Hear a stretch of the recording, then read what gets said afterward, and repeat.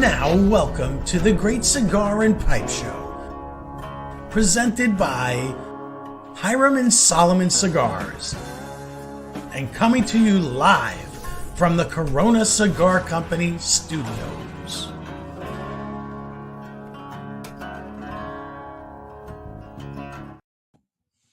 Welcome, everybody, to another fantastic week with an amazing guest that we have here on the Great Cigar and Pipe Show. Thank you very much for all the support. We are very excited about tonight's main guest. I guess you can say he is our number one sponsor. As you can say, the Corona Cigar Company. Jeff has been really spectacular, amazing to work with, and we are so honored to have him tonight on his busy schedule. Welcome, everybody. Hit the share button. Let's get Jeff out there around the world and everybody to know of his fantastic cigars, his line, his amazing cigar lounges that he has in Florida. Let's welcome the crew here. .com business. He's got so many things going on. He's got the farm. He's got beef. The man is so involved with so many things. It's amazing he had the time to stop in his busy schedule to spend it with us here. So it absolutely is. And we're honored to have him. So welcome again, everybody. Hit the share button if you would. And let's get this show around the world, if you don't mind. We're excited. There's a little bit of a change up, as you can see. I'm left by myself tonight once again, 2 weeks in a row. My sidekick Kyle has left me, and he's smoking. Wait, Ron, it looks like he's in the Corona Cigar Lounge right there. Ron, get used to being left by yourself, because I'm moving to Florida, baby. So I got to do hey, I got my sidekick right here. She's watching my back. Good old Jara's right there, all right? She ain't going to talk to me, but at least I know she's got my back. Excuse me, but what is the temperature right now in Chicago so you can let everyone know? I don't know, Kyle, what do you think? -10 with a wind chill factor of 20? Yeah, it's like -20, -30. I don't know.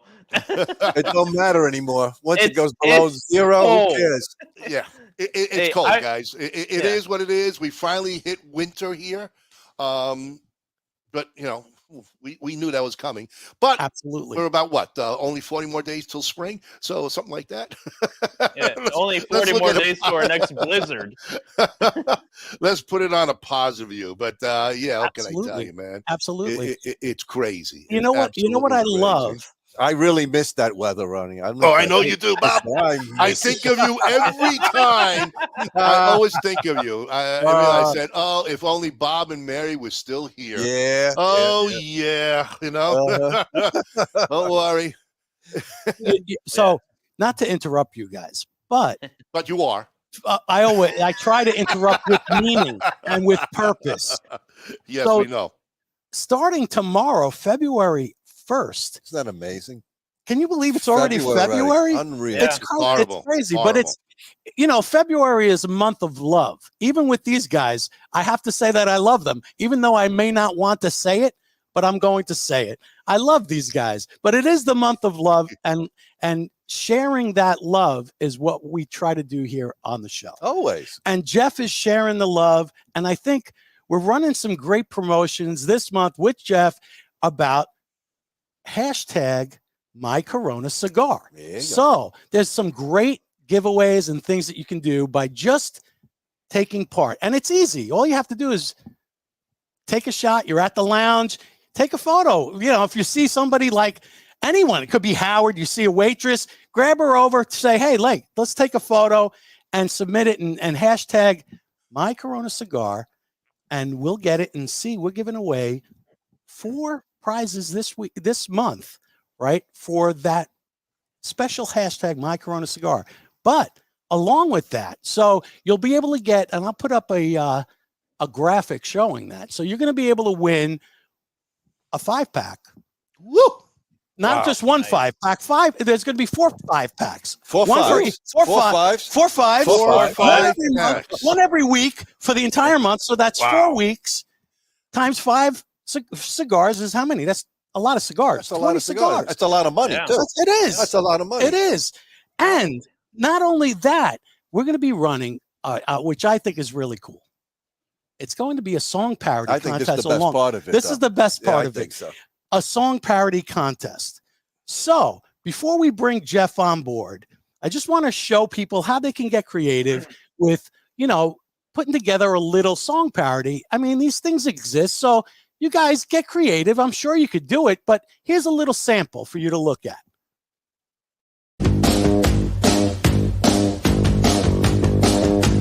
9 Coronas, a girl looked good to me, good to me. She looked like Pamela Lee after 9 Coronas. I began to kiss her, undid her zipper. She looked like Claudia Schiffer after 9 Coronas. When I met her at the bar, she said she was like Baywatch. When she got into my car, she looked a lot like Sasquatch. Bow, wow, wow, wow, wow, wow. Lights, Corona, never gonna stop. Media, such a dirty game, cause no one gets a shot for the flu, but it's just as lame. Hey, hey, hey, hey, I Started drinking more beer so I could wake up next to Heather Locklear. Yeah, yeah, yeah, yeah, yeah. It's Corona time. 9 Coronas. Hey, it's Corona time right now. 9 Coronas. 9 Coronas. Can I have a lime in my Corona? It's time, Corona. my Corona.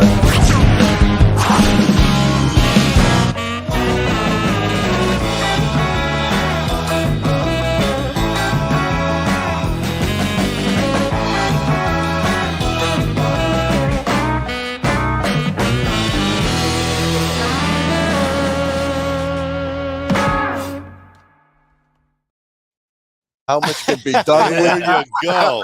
That's awesome. That's awesome.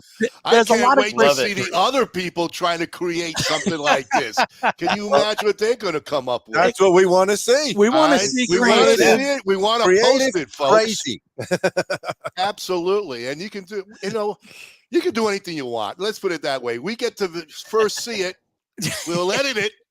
Maybe we might have to put some hands on some parts, but let's give it a shot. Keep it man. clean. Oh, folks. yeah. Keep it clean. Yeah, you know. yeah. It's all about having some fun and showing the love and sharing the love. Listen, Jeff does a lot for the cigar community, so I Yes, think he it's time does. for us to give back to Jeff Absolutely. and Corona because, again, this is all in good fun, and it's time to have fun. And we're going to have Jeff on because he's waiting patiently I in know the he green is. room. He is. So let's stop. One, let's get everybody. Have a whole bunch of people just came on, so please hit the share button. That's right. Let's get Jeff around the world right now. Please, everybody, hit your share button. And this way, hit everybody you know. Let's get the word out, only, about us show, but also let's get Jeff out there because he is our biggest sponsor, and we want to make sure this is going to be one hot smoking night. There's so much to talk about. He has amazing cigar lines. There's so much he wants to talk about also. So let's do that, everybody. Hit the share button. Frank, take it away. You got it, Ron. This industry is steeped in family and tradition. There's generational stuff, and I see it over and over, and yet I didn't come from that.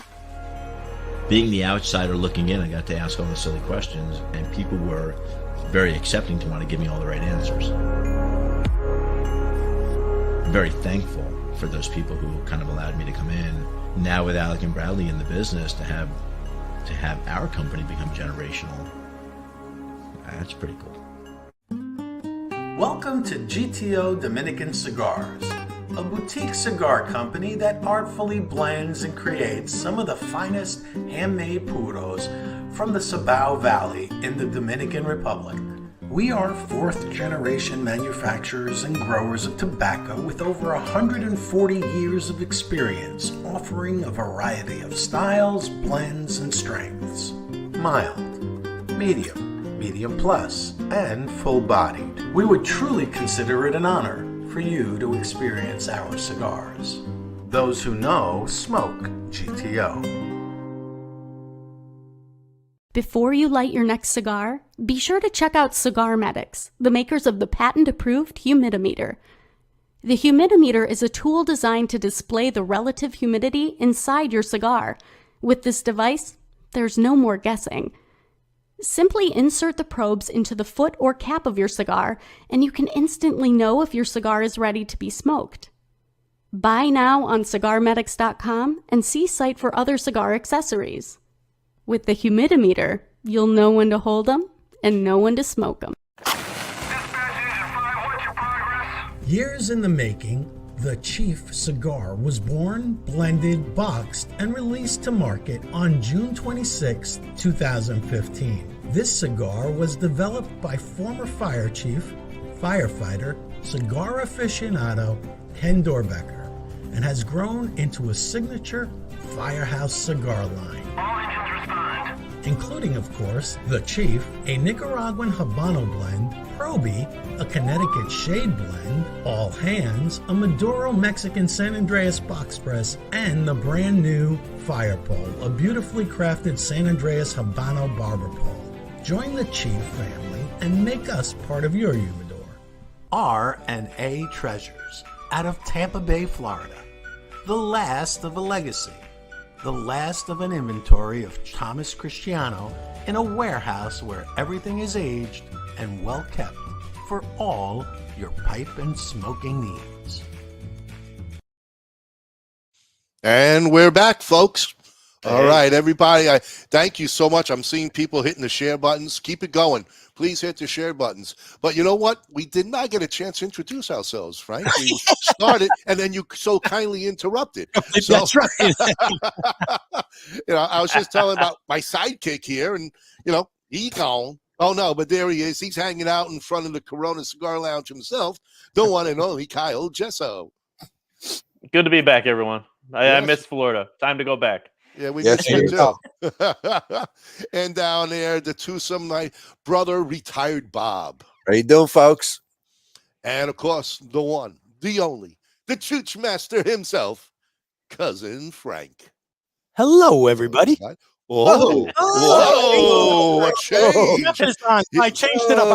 I wanted to be more on the even keel. So let's throw Jeff into the stream, literally. Literally. There he is. He's there. Good evening, fellas. Good evening. Good evening. Good evening. Yeah. Where's the audience? Who's working on the audience there? You, the audience me, sounded a little bit like it was. It was the audience dead. That was, yeah, well, the studio audience. They're very quiet. There they are. I had to take over. The webmaster himself. Go on, Well, welcome, everyone. There we go. Oh, I did not touch it. No. Jeff, thank you. Welcome, Jeff. Listen, I've been sitting in the green room watching all the shenanigans and stuff, and I tell you that you guys are, I have a pretty serious day usually all day long, and then I watch that My Corona video. That is, you guys really did a good job with that. That's like something that's we need a little more comedy, man. I'm always usually too serious, so that's pretty cool, man. I like that. Well, that's what this show is all about: laughter, having a good time, and we're a little bit different than the other podcasts out there, and we pride ourselves on that, Jeff. The being different, that's for sure. Yeah. Well, you're happy, and you bring a good vibe, so it's a good positive energy. And again, thank you for all you've done for the company here. And of course, our back banners are there and everything. And it's beautiful. And thank you. It's been a year basically since we had you on the grand opening of the 2022 season. And here we are now, 2023. So much have happened. And let's hear about what's going on in Jeff's busy little world. There's a lot happening. So, we have a lot of irons in the fire, and I kind of like that because it keeps things exciting and challenging, and it never gets bored, and we've always got things to do. So the one of the biggest things been on our plate for the last actually almost 2 years has been trying to get this Sarasota store open. I just made a field trip there yesterday, and the place is looking good, and we just got a few hiccups. This is the toughest time in the world to build anything, whether it's a commercial or residential or whatever. We used to be able to open a store in less than a year, and this one's been over 2. So we've things just take a little longer than they've ever had. But Today I made a little field trip to the millwork place. The millwork shops are the guys that make like all your cabinetry and your lockers and all these, the shelves and all the fancy stuff when you walk into a cigar store where the TVs and all that stuff is. And the back bar. When you look at like our huge back bars that go up like 25 feet in the air with the ladder system and all that, these are the guys that make that. So that has been quite a delay, but these guys they're plugging through it. We've used them on 3 other projects that we've done with them, so it's not like it's their first rodeo. But I tell you, there's so much backlog when it comes to the stuff on this commercial construction. It's just taking forever. But we will be getting that store open soon. Everybody's always asking, when's the grand opening? I say, man, you can't plan a grand opening until you at least get the doors open, and then we'll figure it out. This is But, true. Do you have This is somewhat true. of a projected date? Well, based on what I saw yesterday and today, I think we will probably start getting. There's a process involved when a builder turns a store over to a retailer or anything else. You got to stock it, you got to staff it, you got to get your computer systems and all that other stuff going. But I'm thinking, it might be the end of February when it would get turned over to us. And I need about 2 weeks for our team to get in there and get everything going. Wow. Right. Oh, so you really are far ahead. I mean, I know permits and all that stuff is such a hassle. It's unbelievable to try to get things going.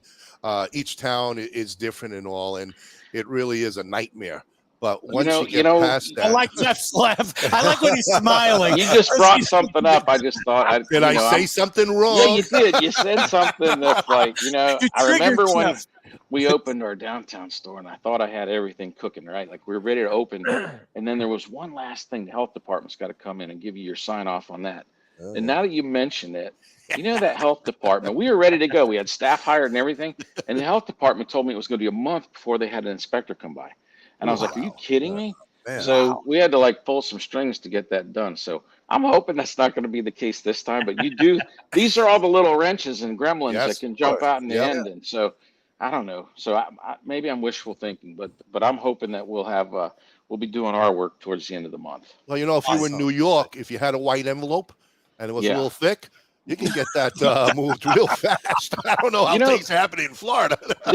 There's good parts, and it's funny you mention it because there's actually, that was the old school way. There's good and bad to it because the good way was that you could at least see a path forward. That was just part of doing business, and that's what had to be done. Yeah. The bad part is I'd never seen that in my business career because I'm the different generation where that didn't. And Orlando is not like. Doesn't have that history of that, and or Florida in particular doesn't. So so sometimes it's actually better where if you knew that it's like, hey, if you want to open your store, you got to pay off this guy, right? But the way it is here, sometimes it's like you can get just one person that really wants to not make this move and can kind of sit on it, and then it's like, man, you're at the mercy of sometimes of some people that may have a thumb on it. You know what I'm saying? Right. So anyway. Right. So there's good and bad points to that. Well, I think we should drink to that because since we're doing it, right? So tell us a little bit about the pairing that we're doing tonight. I mean, I know. Let me pop the image up. So it's an FSG Templeton rye. Tell us the difference about this particular. So Templeton, what's really interesting is that Templeton rye has in my opinion, a different flavor than a lot of other rye whiskeys. I call it approachable.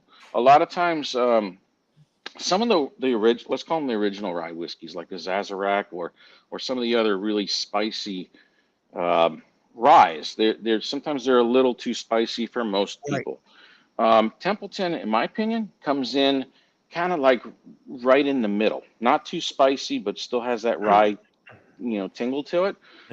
So I really like that bottle, that particular barrel that we had selected. It's designed to complement a cigar, not overpower a cigar, which is pretty important when you start getting into the ryes, depending on how you drink them too, because a lot of times ryes are used in cocktails. So you can you make a rye, you make actually a drink called a Sazerac, or you can do your Manhattans with them. But a lot of people also will drink it on ice. But either way, we wanted to make sure that we had a very approachable rye whiskey, and the Templeton really kind of fits right in that niche that's not too spicy, but pairs great with a cigar. Absolutely, I get that for sure. And tonight we're pairing with. We've got your 25th anniversary. I'm smoking a Connecticut. I got the Maduro. and I got it's the Habano. it's pairing perfectly, as I like to say, because there isn't, like you said, it's not being overwhelmed. That one thing is not overwhelming the next, so you're getting that kind of synergy between the two. You're not in a dogfight. Yeah. To see who's going to win. Yeah. So it's not a struggle. Right. And that's real important that you mentioned. That's a great analogy too, because that's the biggest thing when we do an incredible amount of single barrel whiskeys, and that's always what we look for. We look for something that's going to pair well with a cigar. We don't want it we don't want them to clash, and we don't want one to be like, overpowering the other. So it's really interesting we do this. And the funny part is like whenever I go to the distilleries and we go through the barrel selections, barrel houses are very flammable. So don't you usually get a contact high just walking through? You do, and it's interesting you say that, because when you walk into a barrel house, it's like walking into a tobacco barn or even a cigar factory. The aromas that you get from the whiskeys that are in those barrels, and there's constant evaporation. That's the angel share always coming out. So when you walk into those barrel houses, it's really boom, it's right there. And I'll have a cigar, and you'll see staff workers or anybody that maintenance guy, whatever. He's like, these guys are like looking, don't light that, and I'm like, we're not going to light it in here. I trust me. We're not going to be responsible for setting this barrel house on fire. So what we'll usually do is I'll actually pull different samples, and then you generally find an area outside the barrel house, and then smoke the cigar there. Or I actually prefer to taste a lot of the whiskeys in my office, because there's two reasons for that. When you go to a distillery and we're actually picking them out there, you can sometimes have what's called a sensory overload, where you kind of become, it's like walking into a bakery. Let's say if you work at a bakery, you don't notice this aroma, whether you make cookies all day or bread or whatever, or work in a brewery, you don't notice it. But if you walk in there for the first time, you're like, wow, I can really smell this, right? So when you're around a lot of whiskey, it can make it, your senses can become a little dull. And we use that analogy a lot of times when we're blending cigars too. I always joked and say it's the Honduran effect or Nicaraguan effect, that when you taste a blend in a cigar factory and you're like, oh, wow, this is the best blend ever, man, I love it. Then you get home and you smoke it, and you're like, well, I don't know about that. It didn't quite, it doesn't taste like I remembered it. That's because you're in a different environment. Yeah, big time. Mm-hmm. Interesting. I would never thought that. Yeah. So to be honest with you, the best place for testing blends and tasting single barrels is actually like in my office, because that's where, if you ever walk in a Corona, same thing. You walk in a Corona cigar, it's got an aroma, man. It's like Exactly. right? Yeah. Oh yeah. And so As the door opens, you get it. Right? So you want to taste it there, because that's where everybody's drinking and smoking and pairing the cigar. Having their time together. So that's where I actually like to make the pairings, because that's where the consumer's going to have that experience as well.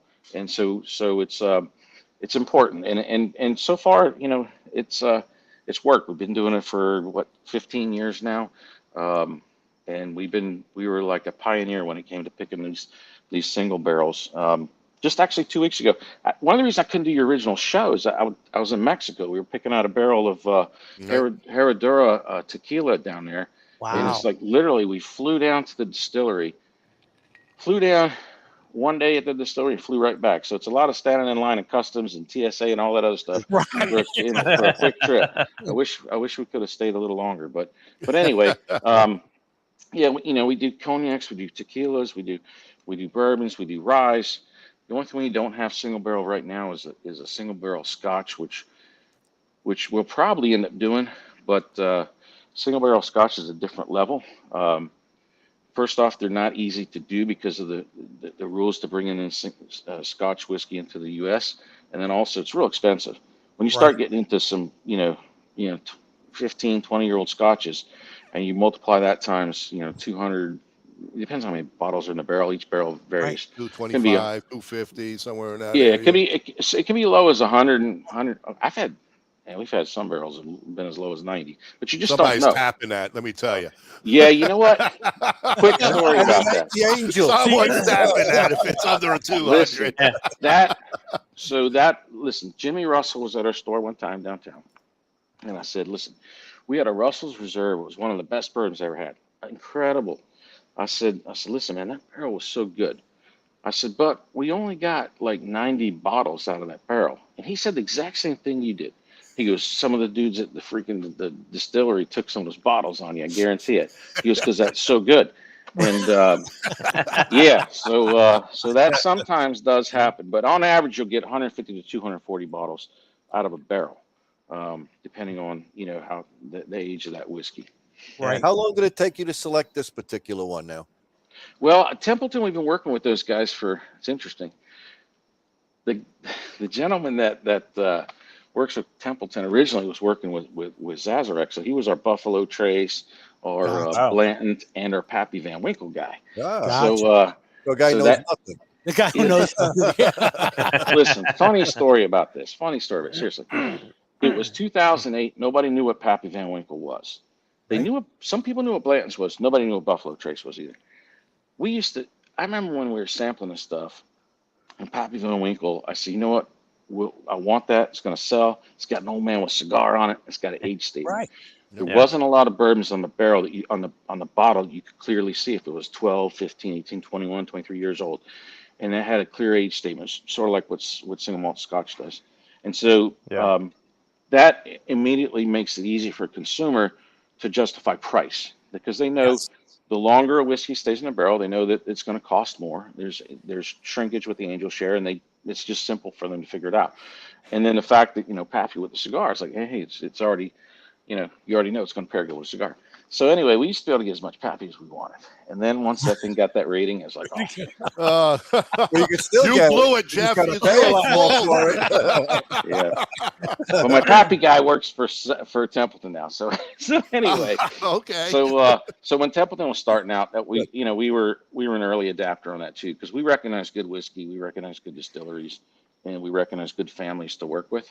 And that's also a family-owned company. And so it's easier to work with family owned or family run, because it's really interesting in the whiskey business that there's some companies that are family run, but they're owned by, Beam Suntory is a great example. Maker's Mark is owned by Beam Suntory, but yet Rob Samuels and the Samuels family still runs the company pretty much. I mean, these are the guys you deal with, and it still has their DNA, in the company. So a lot of these companies, if they were bought by someone else, the best thing for them to do is just leave them alone and let the family continue to do their thing. So anyway, but I like working with family businesses. I always have, no matter whether it's in the whiskey business, cigar business, or whatever. I just love small business, family business. So you're, when you mentioned that, with all the cigar lines you have, boutique cigar industry itself are pretty much all small family stuff. And I see a couple of boutique owners online right now. What can they do to get into your stores to try and maneuver against some of the big boys, to say? Yeah, so that's the envelope comes in, right, John? That was the envelope. But we're not in New York, we're in Florida. Yeah, so that's a great question, and listen, because everybody starts out somewhere, and I always tell people all the time, you got Apple Computer started out of garage. I remember going to what's that? There's a Motown Records up in Detroit. That started out of a freaking extra bedroom, whatever. Yeah. Corona Cigar started out of extra bedroom. So it did. So every big business starts out as a small one. In the cigar business, it's one of the toughest. It's one of the easiest businesses to get into because the barriers are quite low. And compared to other industries, it's very low. But it's one of the hardest to get traction in. Right. And this is what I tell everybody. It's the God's honest truth as a retailer. The litmus test for a cigar to a retailer is this: if we put a brand, whatever it is, boutique brand A, and if it's on the shelf, what's going to make the consumer decide to pick up that boutique brand A over an established brand that has great ratings and is trusted and people know? So what's going to make them pick that up over a Padron or a Davidoff or a Fuente or any of these other brands that are out there? And that's the challenge. And as a retailer, we're not going to, rodeo clown a customer and rope them over here and say, hey, go, try this one here. We like to, our philosophy is when you walk in the store, we want to steer you towards a cigar that's right for your palate. Right. And we believe in I don't want to say smoking less, but smoking better. But we know that most people, whether they're having a cocktail or having a cigar, most people don't smoke in their car. Very few people smoke at their house. So when they go to Corona Cigar, they don't, that's their one chance to smoke a cigar. So really, price is not the driving factor when they buy a cigar. Right. So they tend to want to smoke the stuff that's getting, they've heard about, has great ratings, or they've seen, cigar maker, or they met them at Big Smoke or something, whatever. There's all kinds of different ways there. But it's really hard for a small brand to get in. And then what happens when you have a store like Corona Cigar that's run like a really fine-tuned business, meaning that shelf space has a value, and if a brand doesn't turn enough, it has to be liquidated. Right. That's why we have a whiskey barrel that has what's called the grab bags in them. Those are the cigars that we've tried. We put them on the shelf. They just didn't sell fast enough. The turn wasn't there, or sometimes they don't turn at all. They got to go in a grab bag, make room for something else. Right. Well, so shelf space is difficult. There's never enough shelf space for everybody, and there's so many. Over 350 boutique cigar alone companies out there. So what I recommend for boutique guys is you got to grind it away little by little, and their best avenue is not a big shop like Corona Cigar, because everybody and their brother's trying to sell to us. Right. The best shop is going to a small shop that doesn't get the attention from all the other manufacturers like we do. And that way they can be a bigger fish in a small pond, get traction, and just do it little by little by little by little. It's like a little takeover. That's the way they got to do it. What a lot of this boutique guys, they get upset because they want to go for the big fish, but it's a big pond with a lot of sharks in it. And when I say the sharks, think about it, right? Look at all the people that we're working with, whether it's Drew Estate, whether it's Jason Newman, whether it's Padron, whether it's Davidoff, you go down a list, right? That's right. And you know what their job is every day is to see if they can sell more of their product at Corona Cigar. Right. So these guys they have much more assets to work with than the guy starting out with his boutique brand. So that's why he's better off going to the smaller shop that doesn't have the big companies doing all kinds of stuff with them, get their traction there first, and then little by little. And I can tell you, it can be done. There are brands that have started that we look at. Let's look. I did that top 25 list of what brands sell. Yeah, we saw that. Yep. Yes. Okay. All right. So Steve Saka had a brand on there, right? His company's I don't know how many years old, but it's not that old. It's not that old. He's been around a long time, but that one, Dumbarton hasn't been around that long. The Tabernacle Cigars, another one. Right. Hasn't been around tremendously long. There's another brand that wasn't on the list, but we still turn them. Warped. It's a guy that just hadn't been around long. Right. So there's plenty of look at El Septimo. That's a new brand in the industry. Now the difference between El Septimo is he had the assets to catapult that brand into the category where most brands can't get into that category because they don't have the money that startup capital to do it. I started out with nothing, so I know what it is to grind away and where every dollar actually really makes a difference. And when I say every dollar, when I started out as a mail order company in 1996, my cost for printing a catalog and mailing it, so with printing and postage, was about $1. Wow. So literally every dollar I looked at, if it was, I would say, dude, if we just wasted $1 there, that could be one catalog that went to a house. In with a really good list back then, because the internet was in its infancy. Just started. Yeah. So mail order was really direct marketing is what it's called. So if you had a 10% response rate all you needed was $10 to grab one customer if you had a really good list, right? Right. So that's why when I talk about how every dollar matters, that's why I viewed it. Every single dollar. I was like, dude, I could buy $10, I can get 10 catalogs in the mail. So that's the way I started the company in '96. But so anyway, when you're a young company, it's really a grind, and it's just, that's exactly what it is. It's grinding it out. Most companies are not going to make it, whether it's in the cigar business or anything else. Most times people are misinformed about how long it takes. And in my opinion, really, it takes about 10 years to be established. Wow. That's a long time. Sure is. Yeah. Most people don't want to run that treadmill chasing the carrot for 10 years. Yeah. And that's what it really takes. But at the end of the day, that's why there's only X amount of brands that break through. Right. You're right. I think one of the brands that we always go back and talk about just is Howard and Howard G Cigars. Yeah. Perfect example. A perfect That is, example. yeah.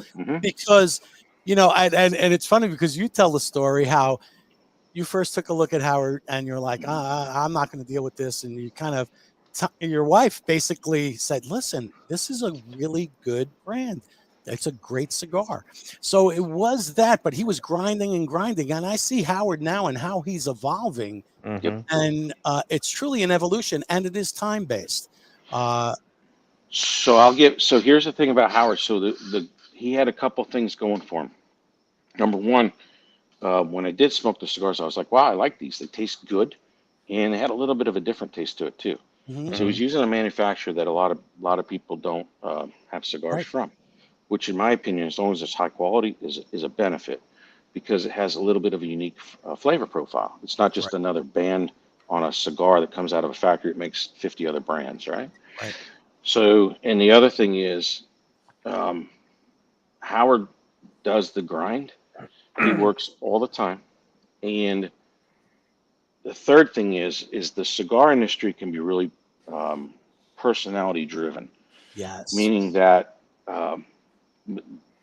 my best friend, Ava was family, and when he passed away, we lost a guy that I've never known anyone like him.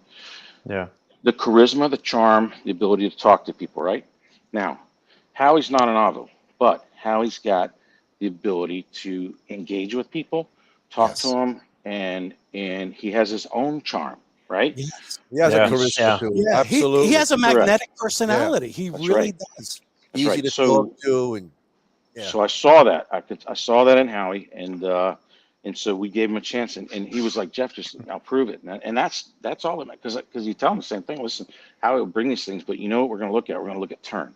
So he knows. He's a busy business guy as well. He's like, he knows the only way they're going to stay on the shelf at Corona Cigars, I got to turn them.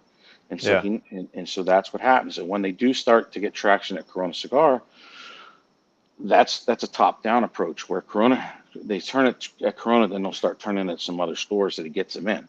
Right. That's not the normal path, though, to be able to do the top-down. Most times, got to be bottom-up, and that's how most of our brands that have come up from. It has been from bottom-up, and a lot of times that's why I say, like, the top 25 rating from Cigar Aficionado. That is a lifeline for a lot of companies. There's some companies that have been doing, they've been kind of struggling for, 5, 6, 7, 8 years. And sometimes they're on a downward trajectory, right? Yeah. And then all of a sudden they get like, man, if you get a top, #1 cigar of the year, not only will that save a company, that can make a company. Okay. Right. Yeah. And so we have seen that. Yep. We've seen that before.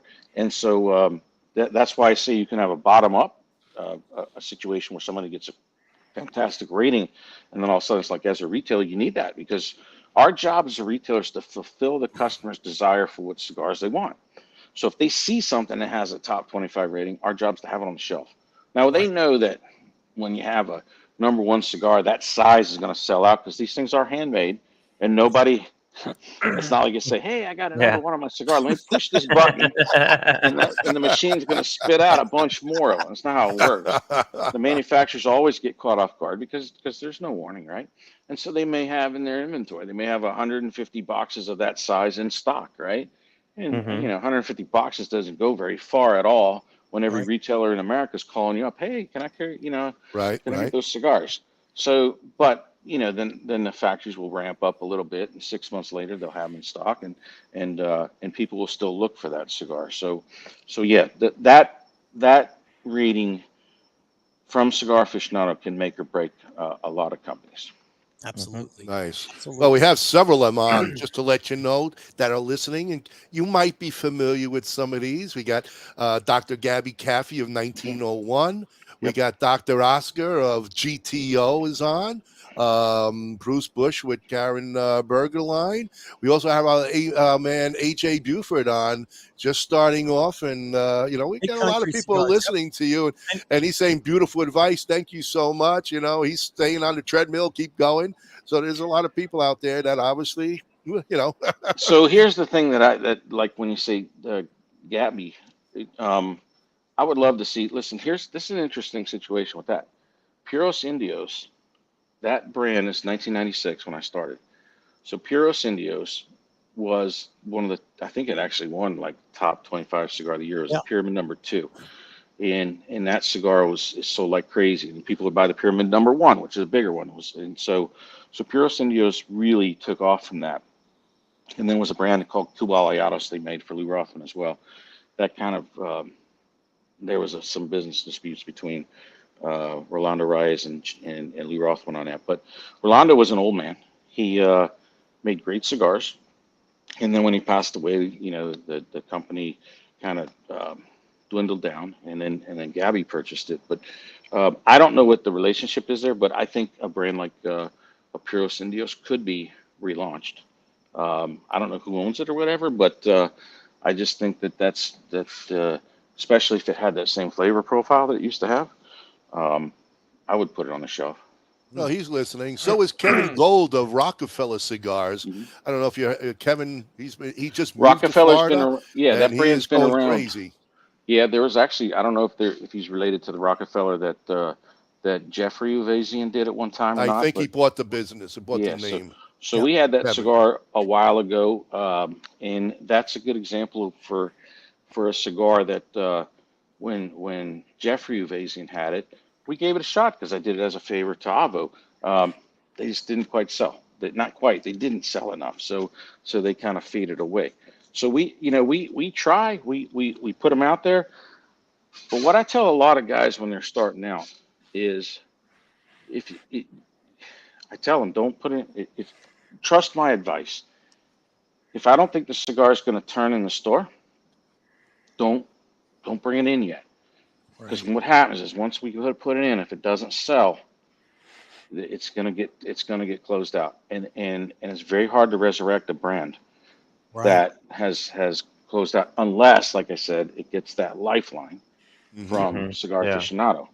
Sometimes it's better for us, wait it out until you keep getting some traction there, and then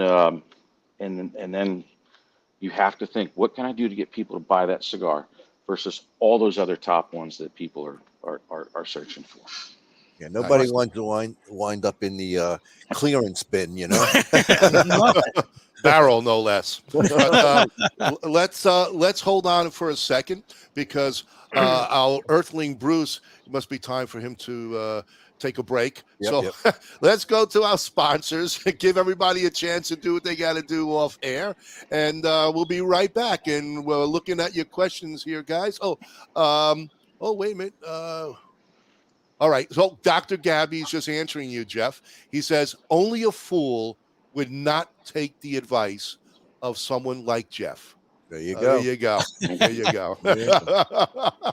And get his cigars in there. They're fantastic. But anyway, go to our sponsors there, Frank. You got it, Ron. Howard G Cigars is a dynamic new cigar brand grown from a love for cigar culture and a respect for the artisanship behind the craft. We are a minority-owned family business based in Orlando, Florida. Our current collection delivers 3 exclusive lines: Black Moses, Magic Stick, All Pro Series, featuring Leon Searcy's signature cigar and Ike Taylor's one-of-a-kind. You got the one-of-a-kind rankings. They got me at 89. I'm cool with that. We are focused on evolving as a dynamic brand and bringing you new flavor-filled blends that you'll enjoy and want to share. Visit our website at www.howardgcigars.com. You can find a full list of our retail partners there too. Thank you for making us part of your humidor. DAV Cigars out of New York. Decades of experience combined with true love and deep understanding of cigars result in the highest of standard of each DAV hand-rolled cigar. This is Phil Morgan, General Manager of Missouri Meerschaum Corncob Pipes in Washington, Missouri. Our mission since 1869 has been to produce great smoking pipes that anyone can afford. We guarantee our pipes won't be your most expensive, but they just might be the ones you smoke the most. At Missouri Meerschaum Company, we don't just sell our corncob pipes, we grow them, make them, and smoke them. Missouri Meerschaum, Washington, Missouri, since 1869. Loyalty, passion, courage. These are the founding principles of K by Karen Berger Cigars. The Maduro, the Habano, and the newly rated 93 by Cigar Journal Connecticut. Do yourself a favor and check out this wonderful line of cigars that come from a completely linear company from seed to your hands. Blue Smoke Atlanta is the vision of Robin Blue, founder and CEO, and represents an award-winning luxury smoking accessory line based in Atlanta and sold worldwide. Since 2019, Blue Smoke Atlanta's goal was to redefine traditional smoking accessories into a timeless collection of exquisitely handcrafted luxury products to include cigar pokers, cannabis clips, jewelry, and other awesome things. For an elevated smoking experience, visit us at www.bluesmokeatl.com. At Mountain Smoke Premium Tobacco, we specialize solely in the finest hand-rolled, craft, and boutique cigars on the market. Mountain Smoke Premium Tobacco is sure to have something that will excite you. Shop our online humidor at www.mountainsmokewv.com. A family of 4 generations in tobacco. It started in Odense, Denmark, 141 years ago, 1882, with a factory and a retail store by Eric Peter Stokoby. 4th Generation is a premium quality brand consisting of a selection of tin and loose tobaccos made in Denmark, pipes made of the finest quality briar, and superior accessories from leather goods, lighters, and pipe tools. The selection of 4th Generation products are available in premium pipe and cigar stores in the US and many European countries. Check out 4thGenPipeTobacco.com. Folks, hey everybody, hit your share button, please. Let's get Jeff around the world tonight, all right? And we're looking at questions, so if you want folks, put a question in and Frank picks it up. We're going to ask Jeff one of the questions. Enjoy. You know, we haven't talked about is the pairing. Yeah. Well, he's been talking about a lot of stuff. We've been talking about a lot of stuff. Let's get this in for a minute, because I'm kind of really enjoying this. So let me tell you about talk about the cigars that are in that pairing. So Corona Nicaraguan, there's a timeline with our Corona Nicaraguan cigars. So our very first Corona Nicaraguan was made by the Oliva family in Nicaragua, and we released it was in 1998.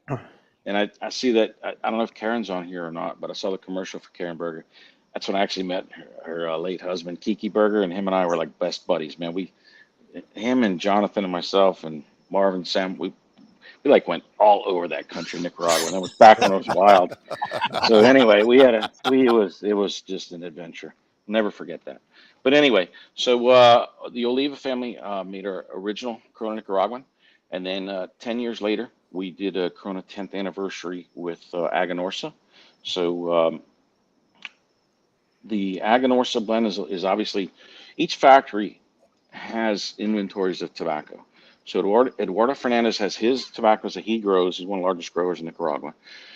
So when he blends the Nicaraguan selection, it's going to be very different than what the Olivas have, because the Olivas have a totally different inventory of tobaccos as well. And so each one has a totally different flavor profile.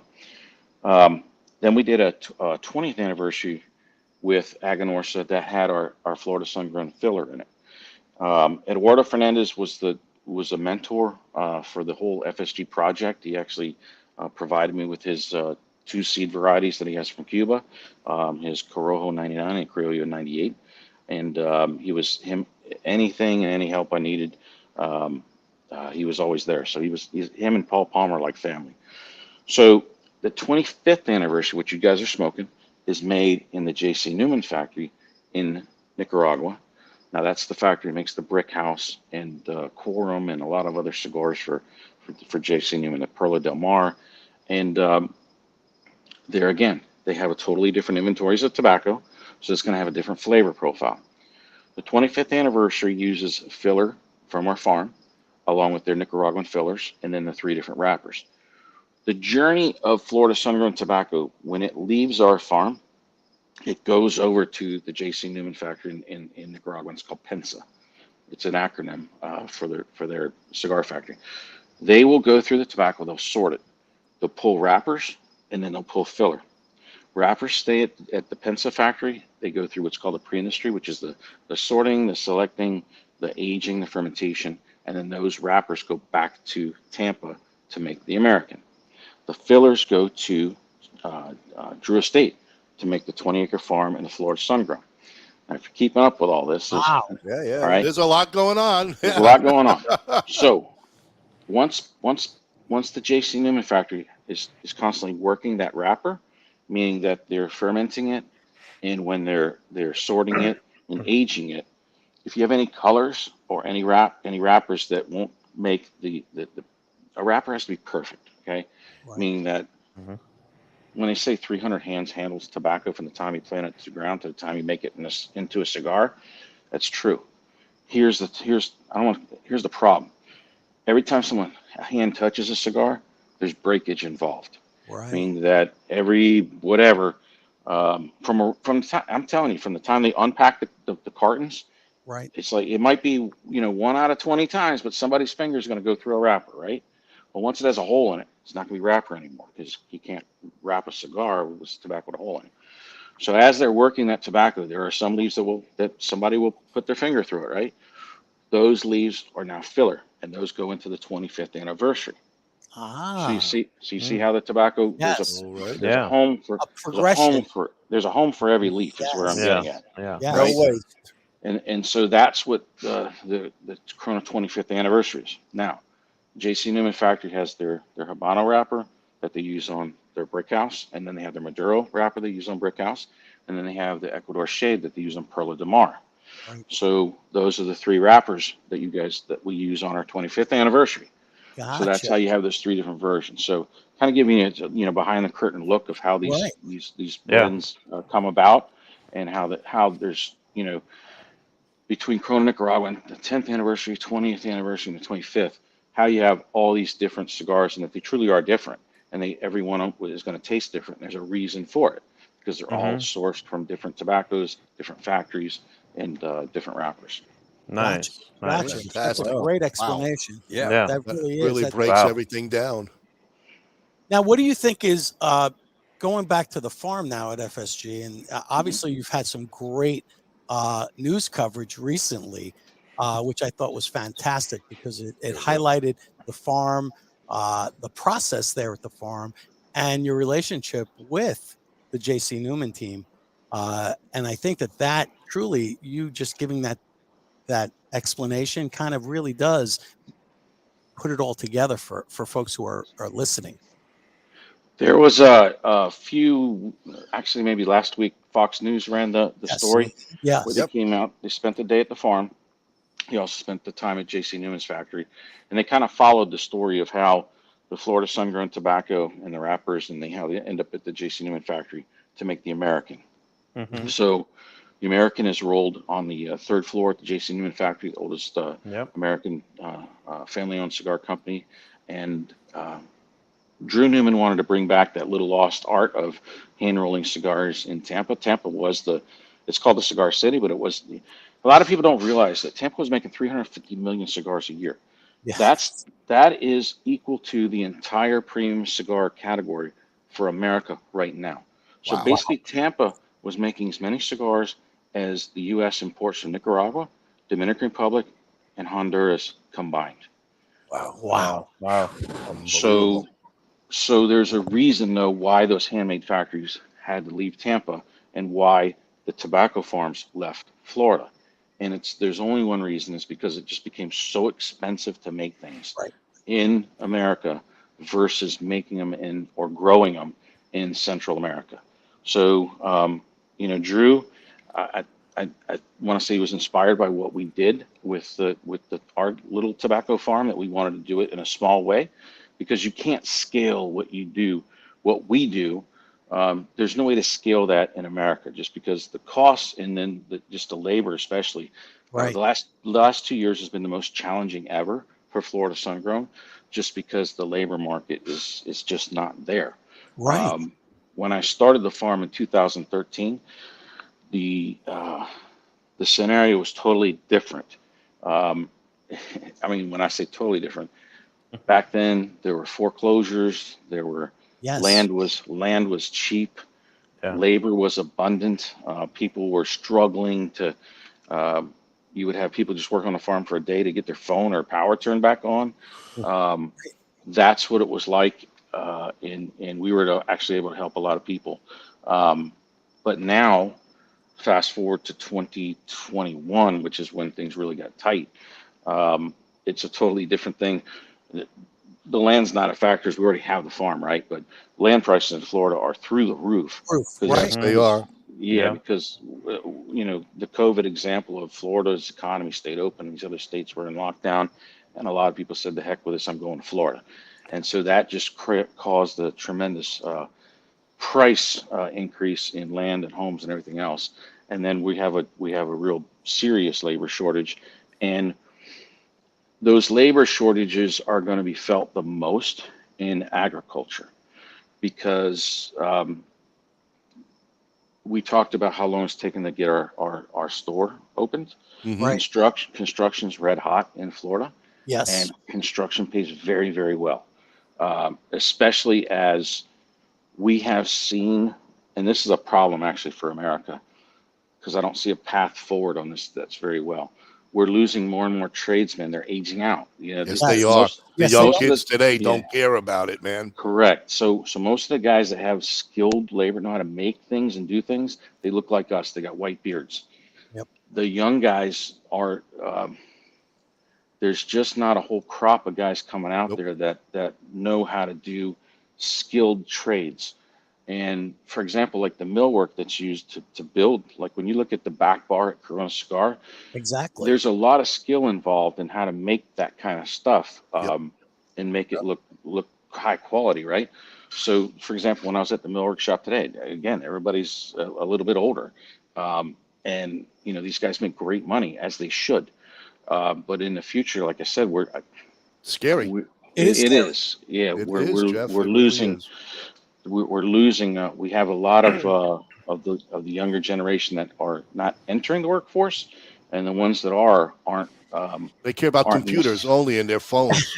And their games. That's all they want to do. And you know what? And this is why I say the path forward doesn't look that great, because those things aren't essential. When it comes to what's essential, is the guy that we can make sure that power works, that you have a power plant that runs, and a guy that knows how to fix a turbine when it breaks, or put the power lines back up when a hurricane knocks them down, or a mechanic that can fix the truck or the car that's required to keep things going here. And then so we're losing a lot of those people that know those skills. So that's nothing that any of us can control, but maybe in a small way. I always encourage kids and parents, teach trade schools. They need to go back to bring it into the high school to bring the trades back. because Yes. you're right. There's only a bunch of guys with white beards in there, and there's only so much we can move, how fast we can move. But America's future, if they don't bring that back to the vocational stuff in the schools, we are going to suffer big time. Well, they've been phasing it out of the school systems for the last 25 years. You know? Yes. And not everybody's going to be a doctor or a lawyer. Plain and simple. Hey, Frank, if you could go up, we have Yolanda has some great questions. Our good friend Luigi at Cigar Medics, and even AJ. There's 3 in a row that would like to get some questions asked from Jeff. We'll throw this up. Well, no, go a little bit further up from Further Cigar up. Medics. He's got questions. Go about 5 or 6 up. You got Yolanda first, then Jeff, and then AJ, all wanting to ask questions. Hi, Yolanda. Oh, there's. She's asking one of the most important There you questions. go. What's the plan for the Florida Ash Queen. Smoker? That's right. Yes, she is the Ash Queen. So that's an interesting question. So here's the thing on the Florida Barn Smoker. It's going to happen this year. Drew Estate will be making an announcement with their schedule of which cities or farms in the order that they will. The only thing I can say is that the order is going to be changed up this year. And I need to leave that for Drew Estate because these guys do, you know how they do things. They actually, I want to compliment them on it because one of the things that Drew Estate's done really well, especially during the pandemic, these guys, they pivoted so well with doing their freestyle live events and the way they were able to introduce cigars during a market, a time where it was, it was very difficult to introduce the cigars, and these guys really did a great job. So you can expect the same kind of thing that they do with their barn smoker tours and everything else that they do. So just be patient, but it's coming out. But we'll be having one this year. Beautiful. Got Cigar Medics, our good friend Luigi up above. Yep. Frank, it was right underneath Yolanda. There you go. Thanks for all that you do in the advancements of the cigar, of course. And on a different note, do you offer tours at the farm? Yeah, so we get requests for that all the time.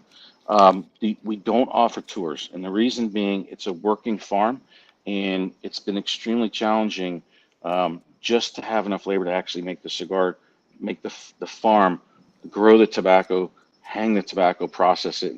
We're so stressed of on running thin on labor. It's we don't have that luxury of taking the time to give people tours. I hope that would change in the future, but at this point the best way to do it, go to the barn smoker. When the barn smoker happens, go to that.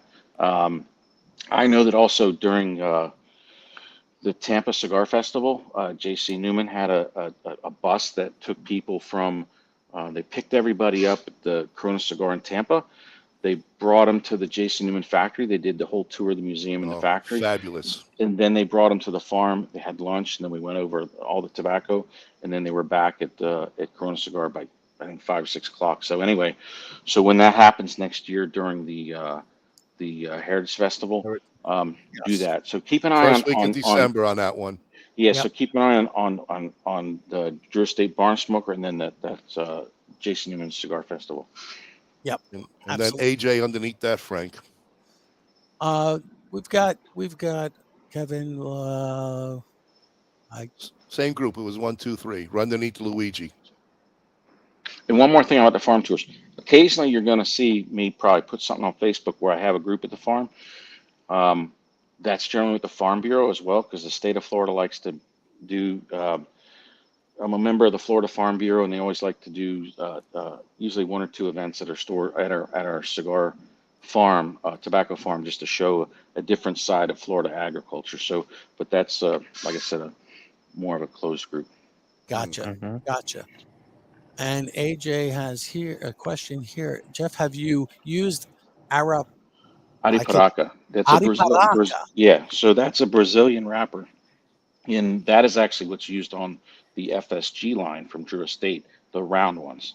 So there's 2. So on that limited edition FSG, the box press Maduro uses a Connecticut broadleaf.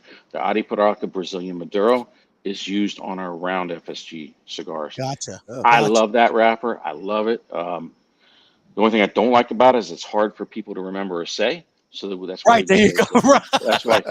We just say it's a Brazilian Maduro is what we tell people. That's the difference. Because a lot of people ask, what's the difference between our limited edition box press FSG versus the round FSGs, and that's the difference is the wrapper. Nice. Yeah, I'm getting to the point where I'm like, at this little nub, and let me tell you, Well, you smoked that rather fast. Well, wow. Well, he's a vacuum. Don't forget, he hasn't changed his ways. Very wow, much. I am too, but I'm taking my time. But what I love about it is the flavor profile and how it's developed over time. So right now I've got that fuller body strength on this Connecticut, and it's really giving this rye the push, I'll call it, at this point. I'm like, wow. So that's an interesting comment about how you're getting picking up, even though it's got a Connecticut wrapper on it. It's an Ecuador shade, but even though it has the lighter wrapper on it. The thing about FSG tobacco, it is Cuban seed, and our farm is the closest farm to Cuba with the same altitude as well. Our tobacco has a lot of Cuban style flavors to it. So it's never going to be a super mild cigar. It's always going to pick up some spice on it, but people love it, and that was actually important. I'm a huge fan of it. There's a tobacco called Dominican Olor. That's the mild, creamy tobacco that you taste in a Dominican cigar. Believe it or not, I like a true Connecticut shade wrapper on straight up Dominican Olor. It's real creamy. It's mild. I like that. The problem with if our tobacco was like that, it wouldn't be good for blends because it would get lost in it. You wouldn't be able to take. You wouldn't be able to detect FSG in a cigar. So that's why it's good that our tobacco has that it's kind of a blend dominant when you put it in there. It's not as strong as like an Esteli Ligero or anything, but you can always pick it up. You can't hide it, which is a good thing. So yeah, you'll notice, and also like that Army of Angels Connecticut. A lot of people really like that cigar. That's a stronger Connecticut cigar. 20 Acre Farm. I wanted 20 Acre Farm to be milder but very flavorful. There was a certain flavor profile we were looking for on that, and Willie Herrera really nailed it. So I've been super happy with that. And like I said, it's not going to be a mild creamy cigar, but it's not overpowering. So when people smoke it, they're like, "Wow, that's really good." I don't know what it is, but this is a really great cigar. I love the flavor, but it's mild enough that they can really enjoy it. Exactly. Beautiful. Exactly. So Jeff, just because I have to, May 6th, the four of us are going to be down in Miami. It's going to be the Boutique Cigar Association Festival, and they're inviting a lot of retailers down there. If you have any time, I know there'll be 25 companies down there that would love to have you come on down and talk to them, and they would love to meet you. I just had to throw out, but we would like to see you also. I know Frank and Bob, they're always hanging out in one of your places all the time. But Kyle and I, we kind of, we're missing out on you. So here's the funny part, and my wife reminds me of this too. When you said May and 6th, I'm thinking first week of May. I already know what first week of May is. We plant tobacco that week. So that's a very busy week, as well as the week coming up and the one after, because you got to make the rows, and then once you plant tobacco, you got to babysit it. So, and this is where I say my wife makes fun of me about this. When I started the farm, she's like, it wasn't like I needed another job. I got so many things going on. And that wasn't the intention of the agriculture side of our business. But like one of my guys have been with me for years and years and years at the tobacco farm had a heart attack in December. Oh my God. Right when we started harvesting tobacco. So I had to go through a harvest, and that's why people haven't seen that much of me in the stores, is because I've literally been running all the agriculture stuff right now. Wow. Until we get things back. We got it done. We got it harvested during the content, so we got it done.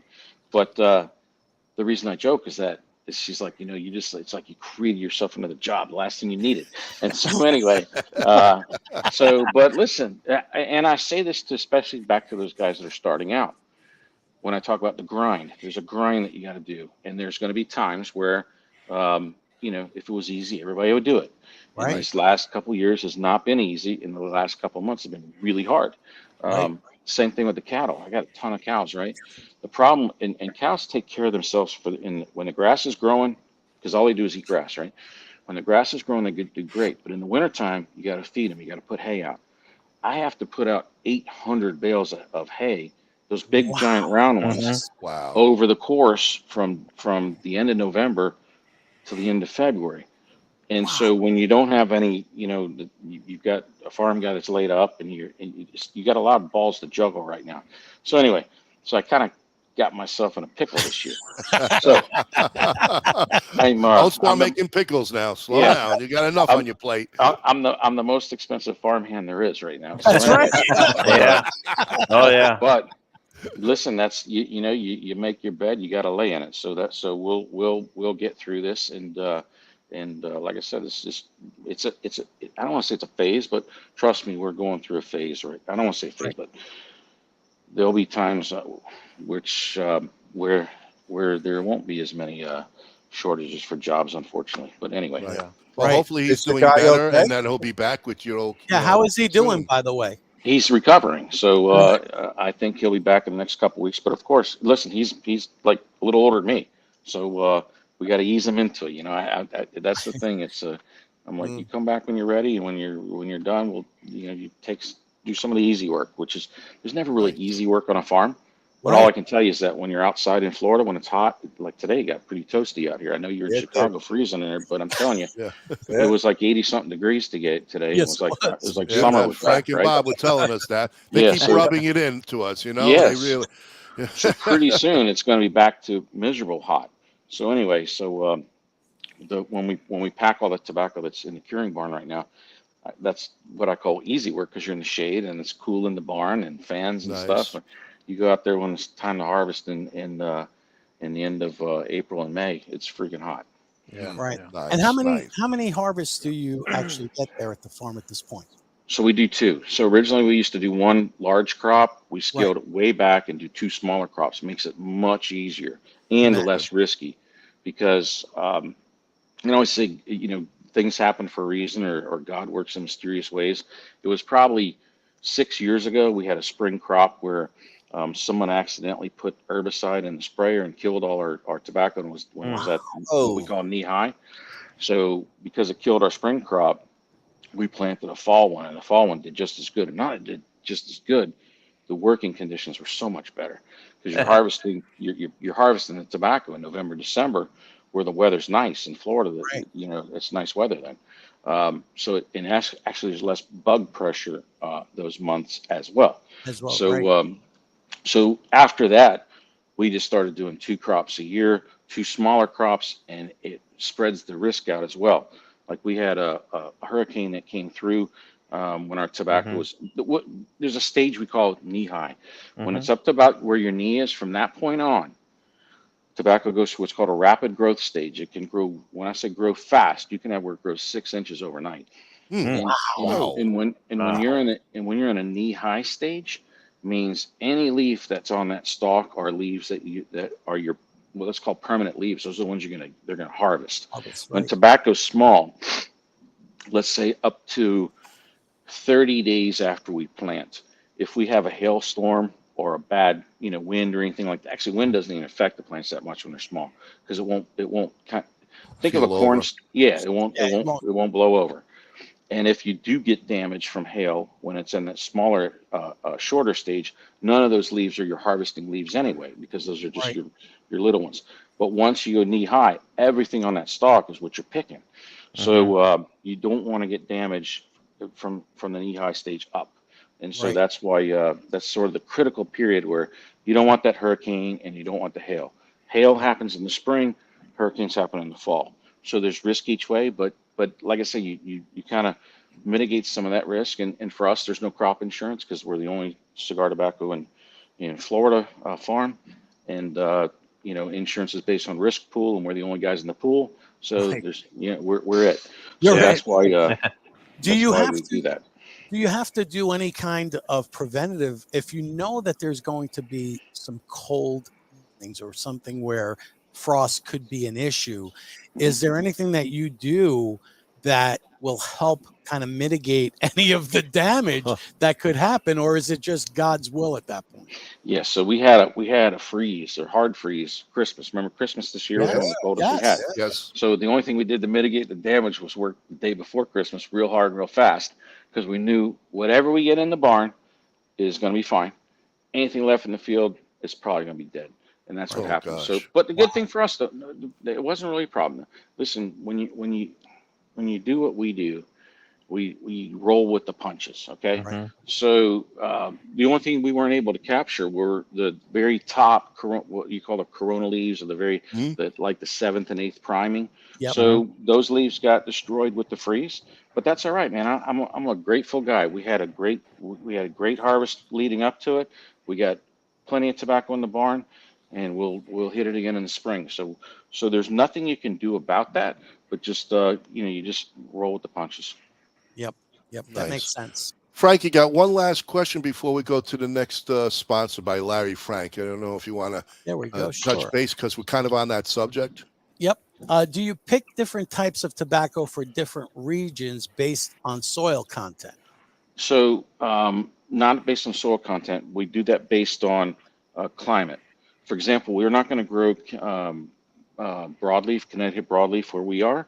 Our climate's hot, so we want to grow what two things. We want to grow what we know grows in Florida, because they've been growing it for 150 years, so we don't need to reinvent the wheel. We know which tobaccos are going to grow.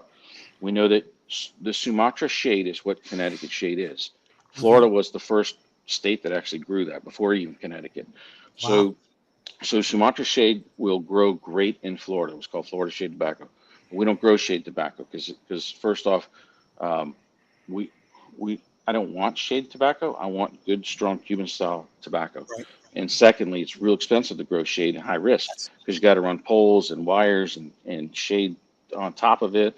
Mm-hmm. So the other tobacco that works, we knew from the 1800s, there was when the Spanish-American War was, actually it wasn't even Spanish, it was the revolution in Cuba for their independence from Spain. America got involved after they sunk the USS Maine. So anyway, that was an inside job, I believe. But anyway, Yeah. So America came in, supported the Cubans for their independence from Spain. Well, while that war was shaken out, Cuba was the main supplier of tobacco to Tampa.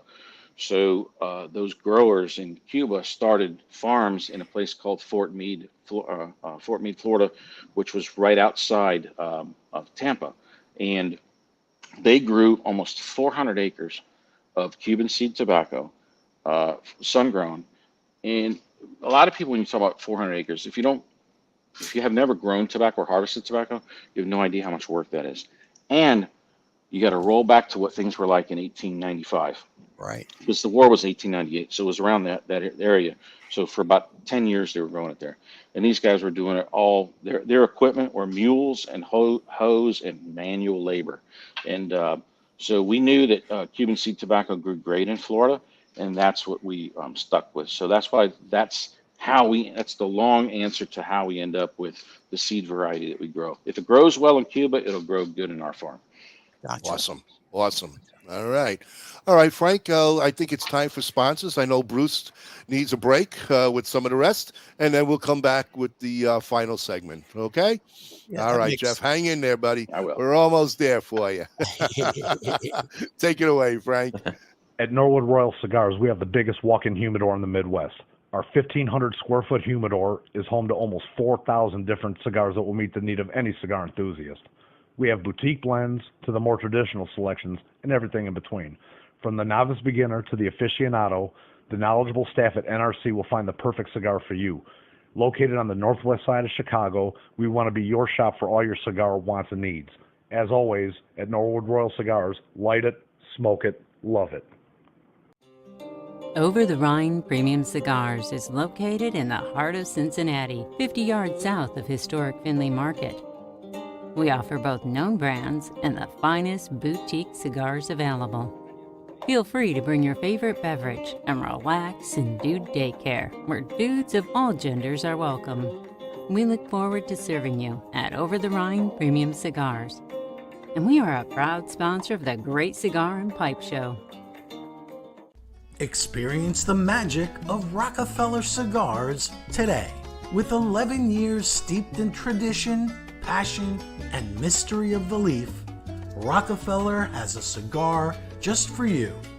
Be like the greatest magicians and make Rockefeller Cigars appear in your lineup with any of our 4 lines: the Nicaraguan, the Dominican Blue, the Vintage Gold, and our new LE, the Art of Magic.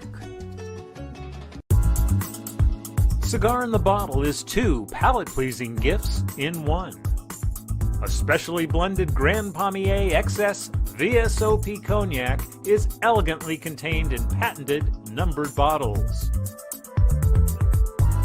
Winner of back-to-back-to-back medals at the LA Spirits Awards, Cigar in the Bottle inventor Forbidden Johnny teams up with Vartan and Hendrik Kellner for this custom-blended Vartan Reserva cigar, well-preserved in a hand-blown glass chamber featuring Boveda 2-way humidification. All begins at the very first climate-controlled Rodriguez Olivan cigar factory located in the Dominican Republic. Our 2 major brands include Don Olivan, which are boutique cigars suited for that individual who takes great pride in something unique. BAMF is our armed forces cigars, designed for that badass mother effer. Not only are you smoking a great premium cigar, a percentage of the proceeds is donated to our heroic men and women in uniform. And we're back. And once again, folks, hit the share button because we are going to go soon to our special segment, Smoke the Chooch.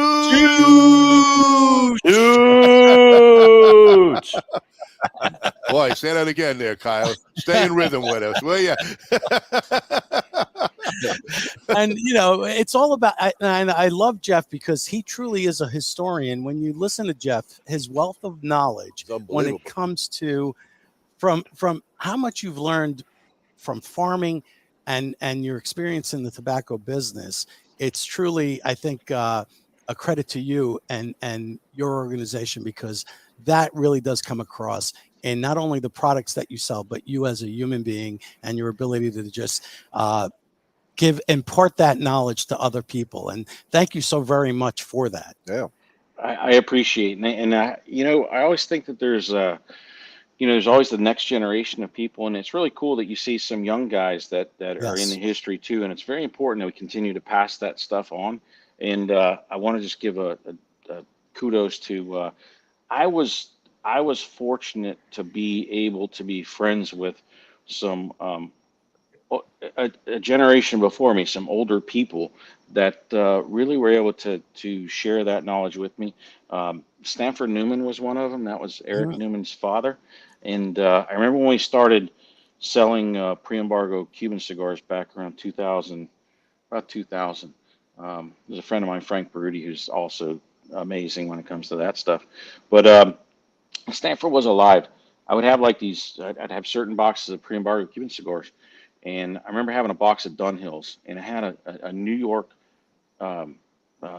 business name on the box. And he goes, that was a private label for such and such club. He goes, that was a real high-end club. Remember, back then you smoked cigars everywhere, right? And they had a lot of these like men's clubs, not like strip clubs, but men's clubs where guys would go, movie stars and stuff would hang out. Yep. And actually, that's why Drew Newman just came out with an ashtray from J.C. Newman. Drew Newman's in the history too. So anyway, I was able to have people like Stanford Newman and Avo, again, like a best friend, and he was obviously much older than me, and was able to pass a lot of knowledge on. So I always think it's important that we pass that information on to the next generation and the next one and next one, sort of like the old Native Americans, where they would continue to teach those traditions to the next generation, because no matter what happens, whether it's books or whether it's now it's all digital. Things could get changed and you wouldn't even know. You know what I'm saying? So, Oh no, absolutely, absolutely. You know, and with this segment, it's all about kind of stumping the guys. And Jeff, I don't know if I'm going to stump you on any of these, but these are questions that I'm going to give to everybody. But the first thing for the winner, we have. Let's put this up because obviously people need to see. We have the Templeton. Nice. Beautiful hat. Very nice. It's got the Nice FSG on the construction. back, right? Yep. Beautiful, beautiful. And we have a sampler pack of cigars that folks will be getting. So let me tell you, that Templeton hat with the FSG logo on it, that is a rare of a hat as there is. They made a very small run for us on that because we're big supporters of the Templeton distillery and the brand and stuff, and that was really cool. That was a little gift that they did for our customers. Wow. So never mind. We're not giving the hat away. All right, taking the hat back. Forget about it. but here's a question. And we'll kind of hold it. What's our mascot? Our mascot. Oh yeah, we need to get our mascot. Yeah. I'll put the Joey G on, or maybe put the Joey G on. Well, obviously, it wouldn't be anybody who's been watching probably know what the chooch is, but the chooch is this, and this is our mascot.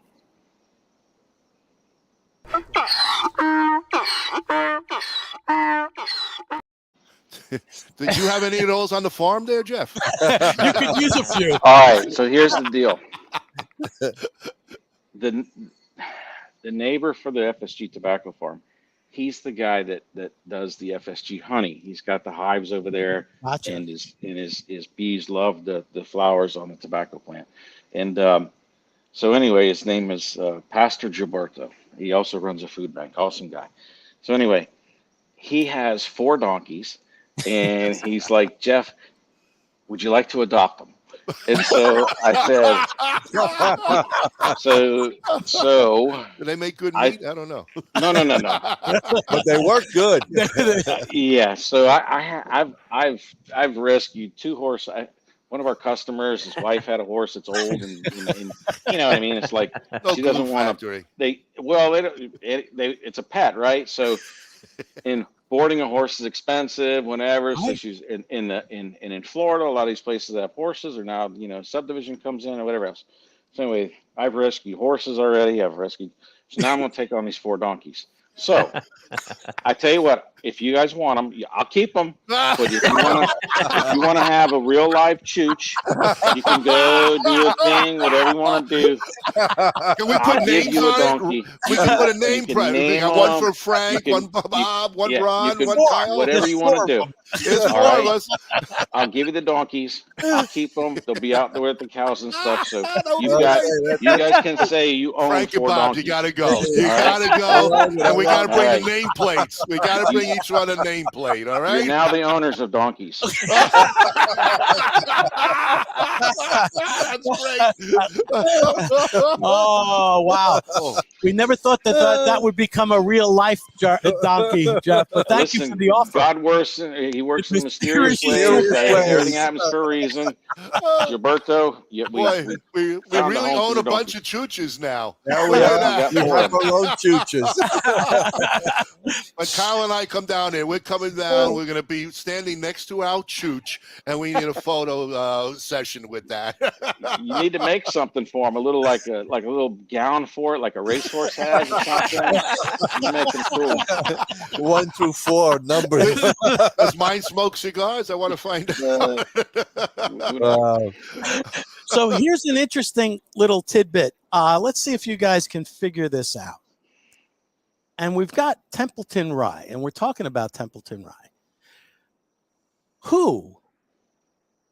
What mobster actually considered Templeton Rye his favorite rye? Capone did. He was part of Florida too.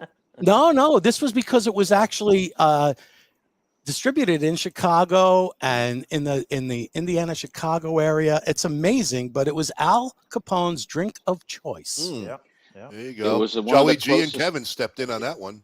It was also a distillery that was somewhat close to Chicago. There you go. That's There you that go. was part of Bootlegging. the correct. It was part of the supply chain. Absolutely. Nice. Very good. Very good. Okay, here's a question. On this date in history, guys, I'll see if you guys can figure this out. 1961. This chimpanzee was sent into space by the United States and has been recovered alive and well. The test was one of many planned to ensure that a human could actually endure I remember that. space travel. What was the chimp's name? Zippy. He hung out with Ronald Reagan, right? Did he do a movie with him? What was the? Its name was Nunya. Nunya Business.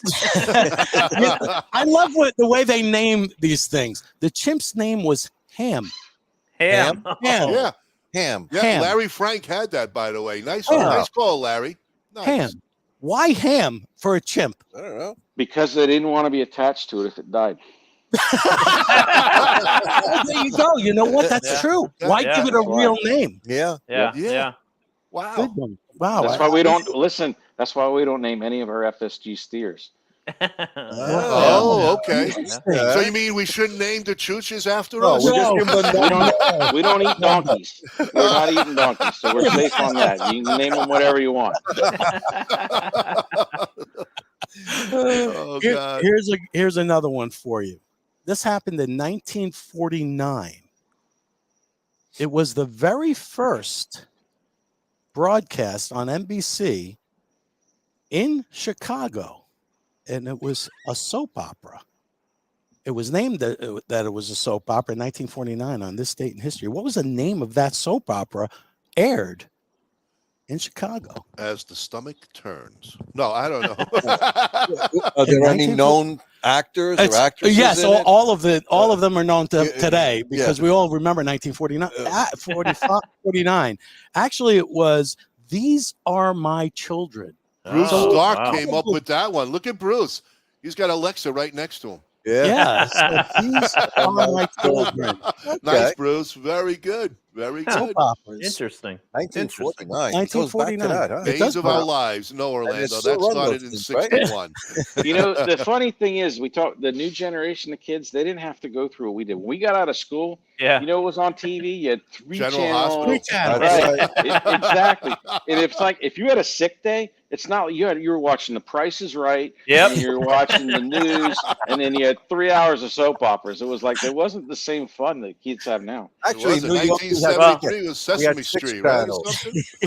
To be honest, I was going to say Sesame Street, though. For some reason, the PBS channel, we used to have to put tinfoil on the antenna. to get Get that in, Move the right? antenna around. Now people put it on their heads. Yeah. I used to run home and Bewitched was at 12 o'clock, and then Password. Yeah, we had when I was sick, 4, I had, 7, 11, and 13. yeah, when I was sick, I had to watch The Price is Right with my grandma, and then she immediately turned over to WTTW, which is our public station here in Chicago, and then I had to watch The Frugal Gourmet, the Louisiana Cooker. He was good. The Louisiana guy's good. Yeah. Listen, that's an interesting one you bring up because you know my kids are watching that it's called Something Cracker. This guy he's a Cajun guy, and this guy's got millions and millions of subscribers on YouTube. He's really killing it, and he's basically the young version of that Cajun guy that used to have a cooking show. It's amazing. Wow. Yeah, I used to watch that show. It was a kick, man. I know. And Galloping Gourmet, the guy would consume like 2 bottles of wine. The whole show, he was done. By the end of the show, he was smashed. He was smashed. Yep. Okay, here's another good one for you guys. I figure you guys might like this one. On this date in history, this is very important, January 31st, 1990. This restaurant serves at least 30,000 people on its first day. 1990? 1990. On this day, 30,000 people on first day that it opens.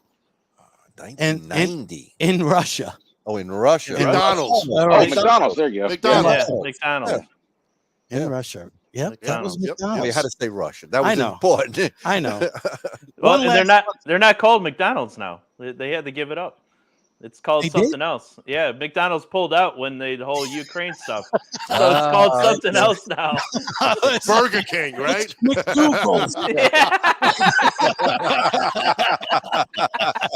right, let's get to the question there, buddy, because everybody's answering. They're all ready to go. Let's get right to this is for the audience. This right? is for the audience. yes, this is for the giveaway, and thank you, Jeff, for providing it. And here we go. And I'll give you a little bit of, people like to be able to see things first and read along, so they can read along. The chooch. You know what you got to do? Exactly. The bouncing ball. Remember that? Yeah, I the bouncing remember ball the with the reader with the bouncing ball. Wow, we're really dating ourselves now. Okay, folks, here you go. In 1521, Spanish explorer Ponce de Leon brought his people and what type of cattle to Florida on his second voyage to the New World?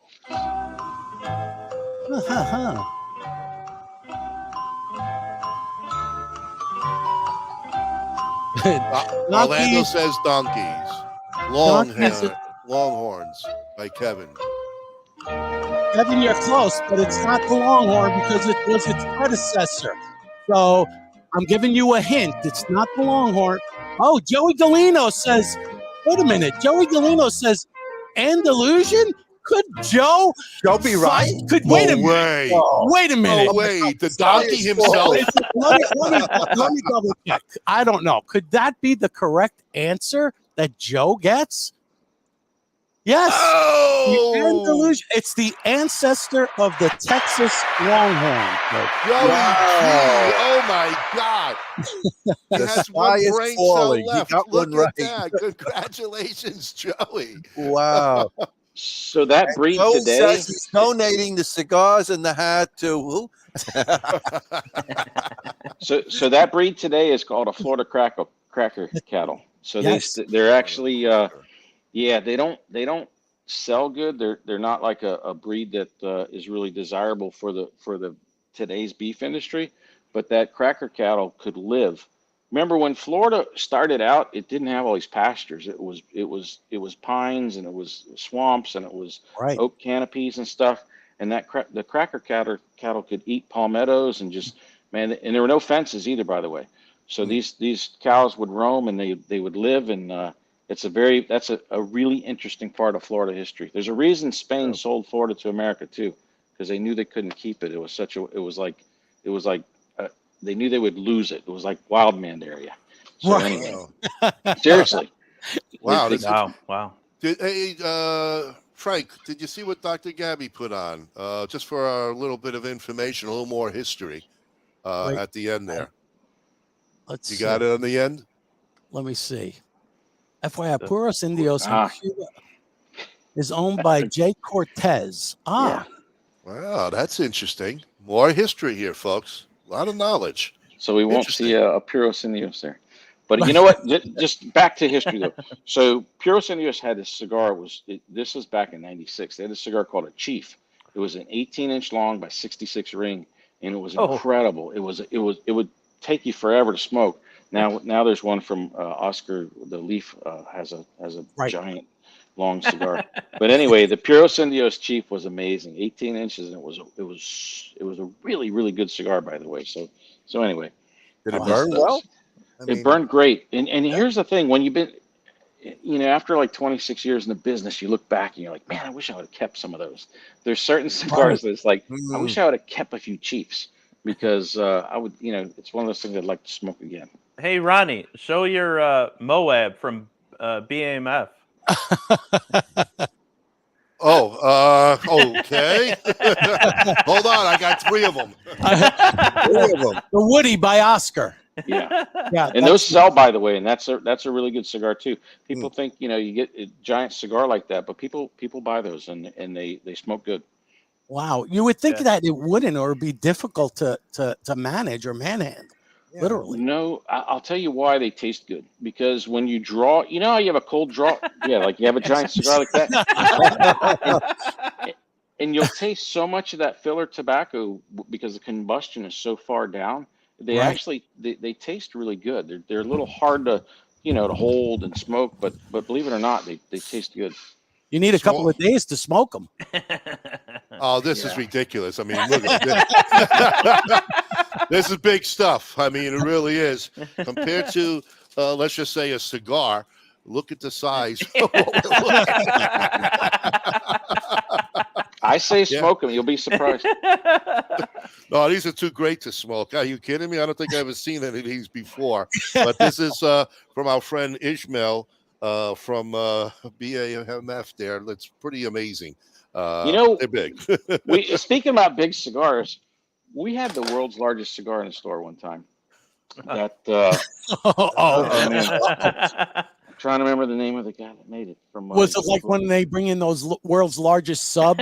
All right, this thing was at the trade show, and it weighed. I can't remember how much it weighed. We had to have a flatbed tow truck. Yes. Pull it off the semi truck. Seriously. And then lower the back of the truck and wheel it into the cigar shop. It was something like 16 feet long and 3 feet in diameter. Whoa! Yeah. Who made that? Dude, I can't even imagine how much that weighed. It's George Rico. You need a forklift to move the thing. It was George Rico, and I can't remember the name that he had on the cigar. What happened to that cigar?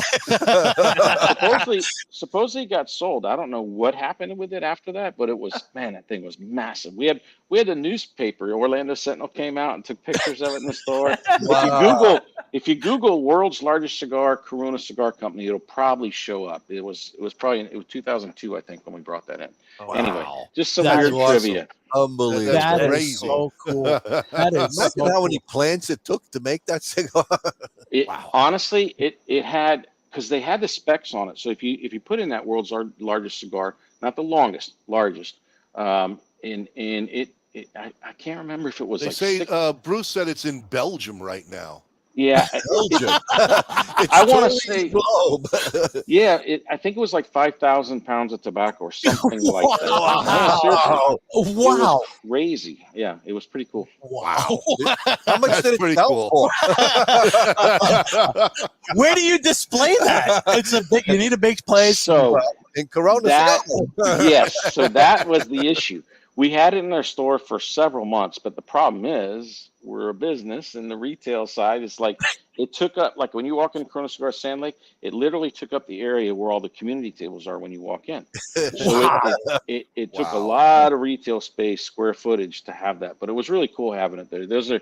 Oh yeah, I like doing weird things. Hey Frank, put it in. Bruce just wrote a little bit about what's going on. We'll get an update right now on Let's see. Belgium now. This way, for everybody who wants to listen.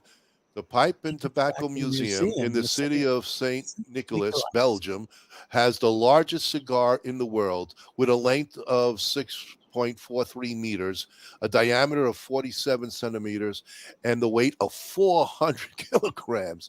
This is truly the most impressive cigar you can encounter. Wow, does that sound like it? Yes, I believe that's the same cigar. Well, so thank you so much, man. That's amazing. Wow. Yeah. How do you cut that cigar? What kind of ring size? Does Lotus make a ring size, Alan? I want to know. Does Lotus make a ring size to open that up? You have to cut it with a chainsaw. Yeah, really. Wow. Unbelievable. Chainsaw. There you go. Bruce said it. It's cut with it. Well, anyway, Jeff, thank you. Thank you very much for being our sponsor. Thank you very much for the swag, and just thank you for everything, really, from the four of us, and just your amazing shops of what you do to make everybody happy, feel at home. Because I know when we go there, your crew is simply spectacular. No, he has the best staff at every one of his lounges. Truly, you are you surround yourself with amazing people, and that's the key. Well, I've already said you got to have a great team. We have everybody from the company, from Angel and my wife and everybody inside the company. It's a mindset, and you know, if you have guys that love cigars and love what they do and focus on, you know, Walt Disney World is here, and the thing about Disney was always about, you know, it's a small world, a magical kingdom, and all this stuff that when people come, this is a little escape from whatever the hell is going on. Yeah. And this is a customer's time to enjoy themselves, and it's all about you know, happiness. And so it may sound a little corny, but that's what it's all about. You know, not at all. No. Yeah. The staff has really followed your ways. And I know when I'm there, along with Frank and Bob and Kyle, and your staff just goes out of the way to make us feel like, you know, we're special. But I know they do that. They do that with everyone. They do that with everybody. Everyone. And kudos to you and your program and the way you set up there. What do we got? 5 spots now? 4 plus 1 coming up? Yes. Where are they? Let the people know if you don't mind. So in Orlando, we've got the 3 stores. We have the one up where you guys are near Lake Mary Heathrow, and then we've got our downtown location in the urban core of downtown. Yep. Literally, Orange Avenue is the main street of downtown Orlando. City Hall is like right there. The street there. So and then our original store over there on Sand Lake Road, which is more towards the you know, the attractions of Universal Studios and all that kind of stuff.